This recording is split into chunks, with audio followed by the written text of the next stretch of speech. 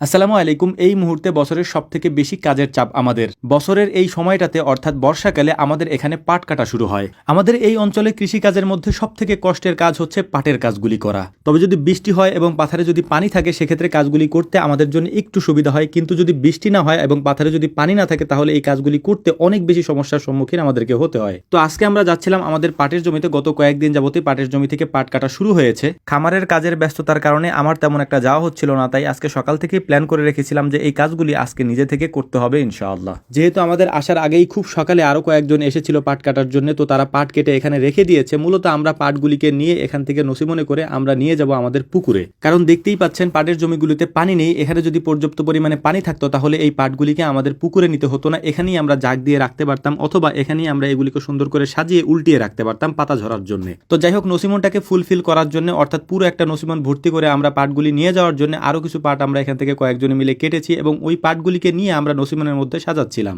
গুড়ি গুড়ি বৃষ্টি হচ্ছে, এর পাশাপাশি ভ্যাপসা গরম, এর মধ্যেই এই কাজগুলি আমাদেরকে করতে হচ্ছিল। শুধু আমাদেরকে না, আমাদের আশেপাশে আপনি যেদিকেই তাকাবেন শুধু পাটই দেখতে পারবেন। তো সবাই এই কাজগুলি করছিল, তো সবারই এই কাজগুলি করতে অনেক কষ্ট হয় এই সিজনে, যেহেতু বৃষ্টি কাদার মধ্যে এই কাজগুলি করতে হয়। এর পাশাপাশি যদি রোদ ওঠে সেক্ষেত্রে আরো কষ্ট হয়। নসিমনটাকে আমরা সাজাচ্ছিলাম, কাজের ফাঁকে আমাদের খাবার আসার কথা, কিন্তু খাবার যখন আসতেছিল না আমরা অপেক্ষা করছিলাম। তো ওরা কয়েকজনে মিলে আমাদের পাশে যে কচু ক্ষেত আছে এই কচু ক্ষেত থেকে ওরা কিছু লতি তুলতেছিল। আলহামদুলিল্লাহ আমাদের এই কচু ক্ষেত থেকে আমরা বেশ কিছু লতি তুলেছি গত কয়েকদিনে, কারণ এটা যখন আমরা পরিষ্কার করেছিলাম, পরিষ্কার করার পর এখানে পানি চলে এসেছে। পানি আসার আগ পর্যন্ত যত লতি আমরা তুলেছি বা এখনো পর্যন্ত হচ্ছে, তাতে আশা করতেই পারি যদি এখানে পানি না আসতো তাহলে আমরা অনেক বেশি লতি এখান থেকে এবছর তুলতে পারতাম। তো যাই হোক, আলহামদুলিল্লাহ আমাদের দুপুরের খাবার চলে আসার পর মূলত আমরা খাওয়া দাওয়া করে তারপর বাকি কাজগুলি অর্থাৎ এখানে বাকি কিছু পাট রয়েছে এই পাটগুলিকে নসিমের মধ্যে সাজিয়ে আমরা নিয়ে যাব। আমি আগেই বলেছি যে পুকুরে আমরা এই পাটগুলিকে জাগ দেবো অর্থাৎ ভেজাবো, সেখানে আমরা এই পাটগুলিকে নিয়ে যাবো ইনশাআল্লাহ। একটা গুরুত্বপূর্ণ কথা গত কয়েকদিন ধরে আপনাদেরকে আমি বলে আসতেছি, যেটা আমি আবারও বলছি আজকে, সেটা হচ্ছে যে আপনারা যারা আমাদের এখানে আসতে চান বা আমাদের খামারে যারা আসতে চান তাদের কাছে আমার বিনীত অনুরোধ থাকবে আমাদের সাথে যোগাযোগ না করে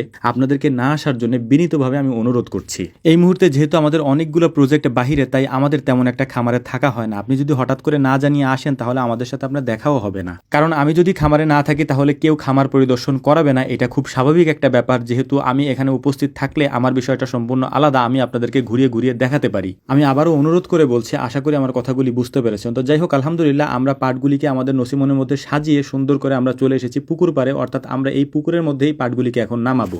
এখানে আমাদের আরো কয়েকটা জাগ আছে, অর্থাৎ আমরা এটাকে জাগ বলি। আমরা আরো কিছু পাট এখানে এনে রেখেছি। পাশে যে পাটগুলি দেখতে পাচ্ছেন এগুলি আমাদেরই, এগুলি ওরা গত কয়েকদিন ধরে কেটে কেটে এনে তারপর পানির মধ্যে ভিজিয়ে রেখেছে। এই পাটগুলিকে পরবর্তীতে অর্থাৎ 2-3 দিন পরে এগুলিকে আবার আমরা সুন্দর করে সাজিয়ে তারপরে যে কচুরি আছে এই কচুরি দিয়ে ঢেকে দেবো। এরপর ঢেকে দেওয়ার পর এগুলি যখন পচে যাবে একবারে, তখন এটাকে উঠিয়ে পাটের আঁশটা আলাদা করতে হবে এবং ওই আঁশটা সুন্দর করে ধুয়ে পরিষ্কার করে রোদ্রে শুকিয়ে তারপর হচ্ছে বাজারজাত করতে হয়। এটা লং একটা প্রসেস এবং অনেক কষ্টের একটা প্রসেস। আমি শুরুতেই বলেছি পাটের এই কাজগুলি করা অনেক কষ্টের এবং অনেক কঠিন। এটার কারণ হচ্ছে যে এই পাটগুলিকে আপনারা দেখতেই পাচ্ছেন যে কি পচা পানির মধ্যে আমরা দাঁড়িয়ে দাঁড়িয়ে কাজ করতেছিলাম এবং চুলকানি হচ্ছিল। এটা খুবই স্বাভাবিক একটা ব্যাপার, এই কাজগুলি করতেই হবে, কারণ আমাদের এইখানে যেহেতু পাট অনেক বেশি হয় এবং ফরিদপুর পাটের জন্য বিখ্যাত। আলহামদুলিল্লাহ তুলনামূলকভাবে এটা দামও অনেক ভালো। এটার কারণ হচ্ছে যে 4,000 টাকার উপরে এটার মন থাকে এখন বর্তমানে যেটা আছে।